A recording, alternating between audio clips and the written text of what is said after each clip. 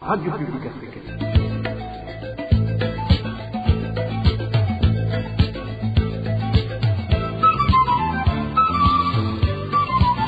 Radio Publique Africaine.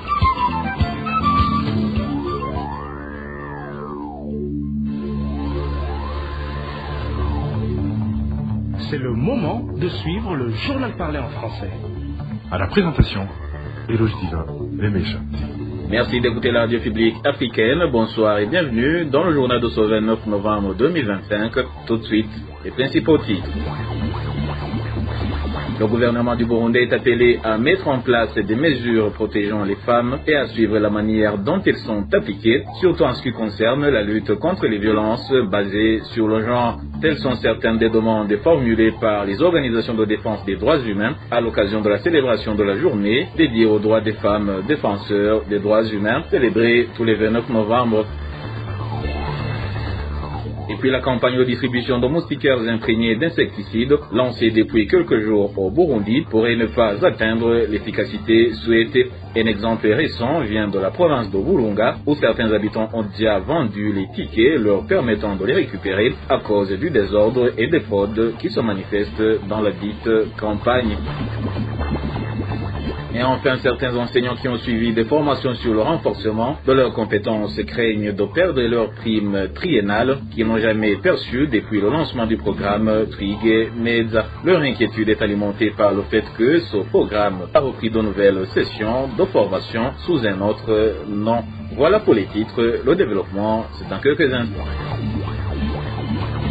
Oh bonsoir, démarrons ce journal par la page Droits de l'homme. Les exactions attribuées aux Imbonerakure, la Ligue des jeunes du parti au pouvoir, ont été évoquées cette semaine lors des échanges entre le comité pour l'élimination de la discrimination raciale et la délégation burundaise. S'appuyant sur un rapport rendu public par l'ONU, l'expert Gwalawala Sibande a présenté plusieurs violations dans lesquelles les Imbonerakure ont été impliqués. Il s'est interrogé sur les raisons pour lesquelles cette jeunesse se comporte comme un groupe armé. Suivez Gwalawala Sibande, membre du comité pour l'élimination de la discrimination raciale. On the 1st of September 2025, the UN, under special procedures, also issued a report. Le 1er septembre, l'an 2025, les procédures spéciales des Nations Unies ont émis un rapport sur les questions relatives concernant le Burundi. Si vous examinez ce rapport, des questions ont été soulevées entre janvier 2024 et mai 2025 qui citent des organisations de la société civile selon lesquelles on a enregistré au Burundi 58 cas de disparition forcée, 62 actes de torture, 892 détentions arbitraires et 605 exécutions extrajudiciaires. Ces violations ont été commises dans l'impunité par des agents de l'État, des membres de la police et des Imbonerakure. Est-ce que la délégation pourrait assurer le comité que toutes les mesures ont été prises pour que les Imbonerakure restent un groupe politique et non pas un groupe armé ou ne commettent pas des actes de torture?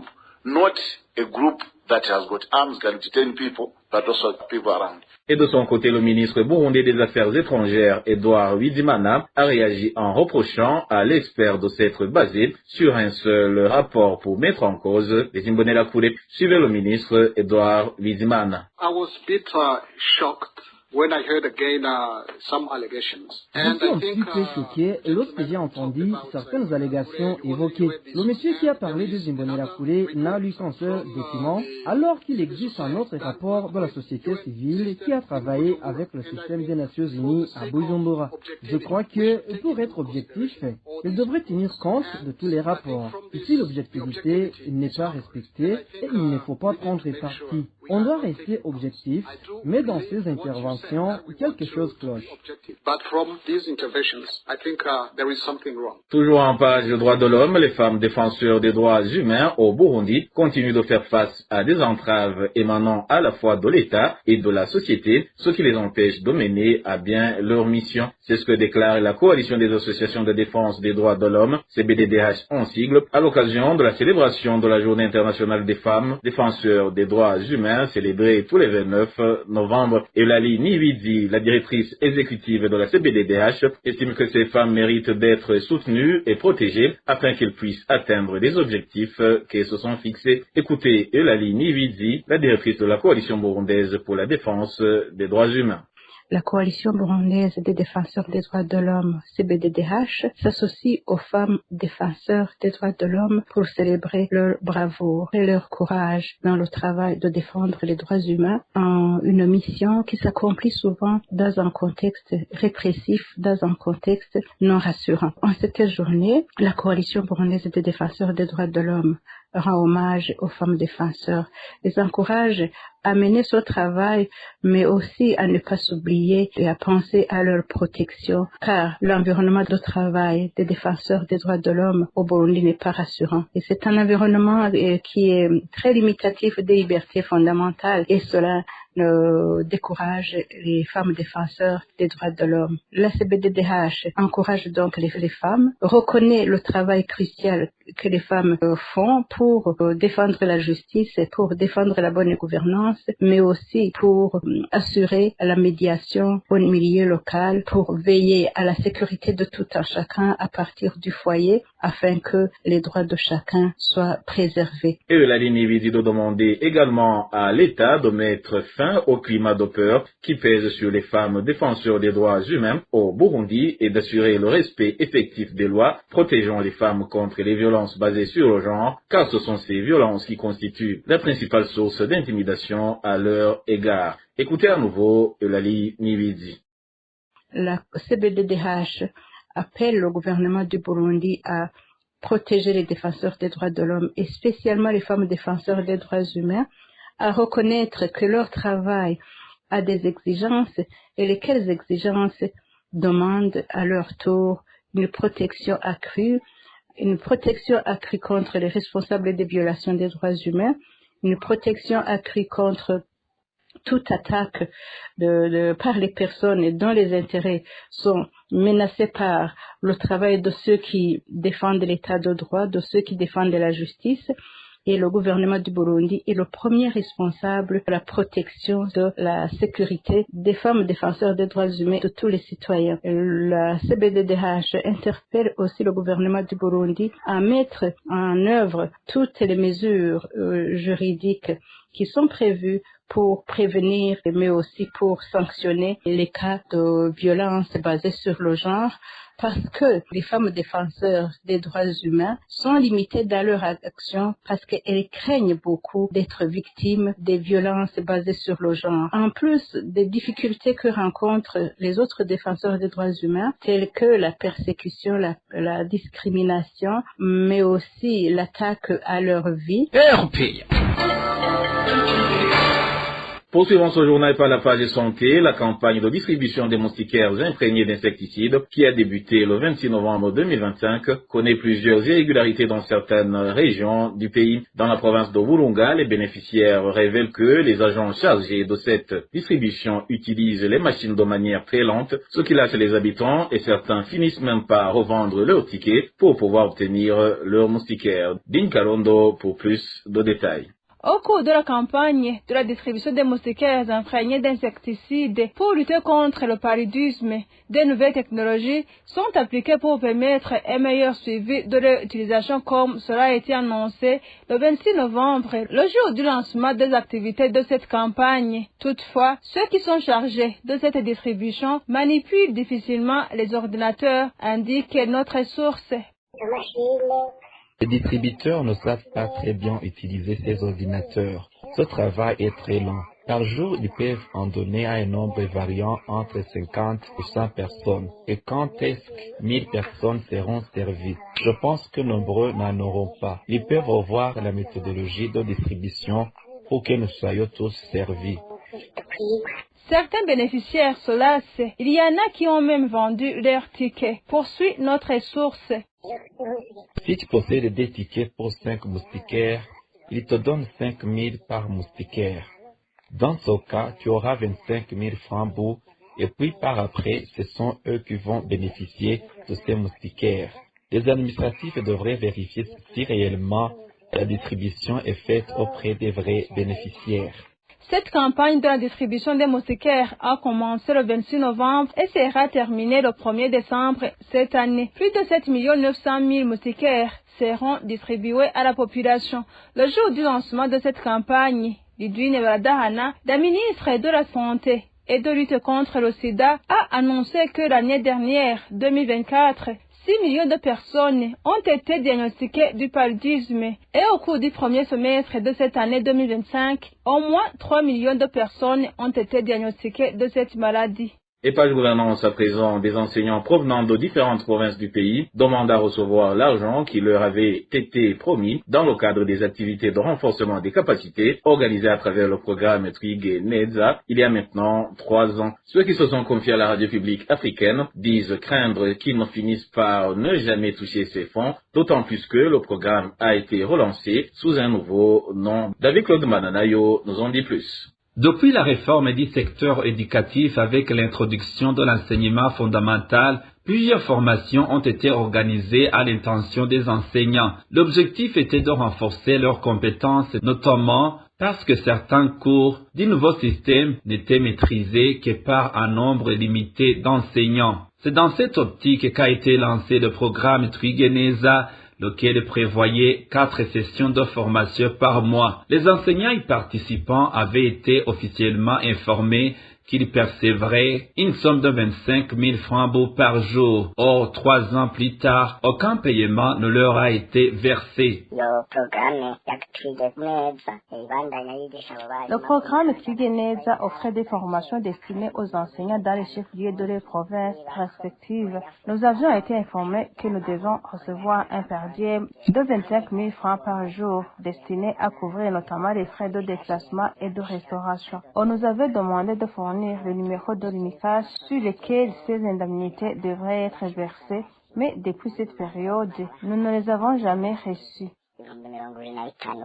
Ce qui inquiète aujourd'hui ces enseignants, c'est qu'une récente note du ministère de l'Éducation, transmise via les directions provinciales de l'éducation, les invite à reprendre ces formations, et cela alors que les indemnités promises pour les sessions précédentes n'ont jamais été réglées. Ils redoutent que leur rémunération ne soit définitivement compromise, d'autant plus que le programme autrefois appelé Twigeneza a été rebaptisé Twigetwe. Ces enseignants demandent donc au ministère de l'Éducation de clarifier la situation concernant les sommes qui leur sont dues. Nous souhaiterions que vous puissiez demander au ministre et à l'Éducation dans ses attributions ce qu'il est advenu de ces fonds, où sont passés les premiers per diem et pourquoi. Alors que le programme a repris, nous ne recevons toujours rien. Nous aimerions obtenir une explication claire. Sans cela, ça laisse penser à une mauvaise gestion sérieuse. La rédaction de la RPA n'a pas encore pu joindre les responsables du programme Twigeneza pour recueillir leurs réactions face aux préoccupations exprimées par ces enseignants. Et les plaintes sont nombreuses parmi les habitants de plusieurs zones de la commune Muramvya, en province d'Ogitega. Cela fait suite aux irrégularités constatées cette semaine dans la distribution des engrais. Les autorités administratives de base sont pointées du doigt et sont accusées d'avoir détourné ces engrais destinés à la population et de les avoir distribués de manière inégale. Les détails avec Hervé Niouhile. Ce jeudi de la semaine en cours, la distribution des engrais aux habitants de différentes zones de la commune Muramvya de la province de Gitega. Selon les témoignages recueillis, cette distribution aurait été entachée de malversation impliquant certains chefs de zone ainsi que des membres des Imbonerakure, selon cet habitant. C'est vraiment le chaos. Très peu de personnes ont reçu l'engrais. Avant même de procéder à la distribution, on leur avait annoncé que la quantité était très limitée. Un autre problème est que ce sont les Imbonerakure qui se comportent comme des responsables. Une grande partie des engrais a été prise par eux, puis redistribuée à leurs proches. C'est pour cette raison que les habitants n'obtiennent presque rien, car ceux qui en reçoivent un peu, à leur tour, le prélèvent pour eux-mêmes. Ailleurs, là où la distribution se poursuit, ils ne manquent jamais d'être servis, alors qu'ils n'ont qu'une fonction officielle dans ce domaine.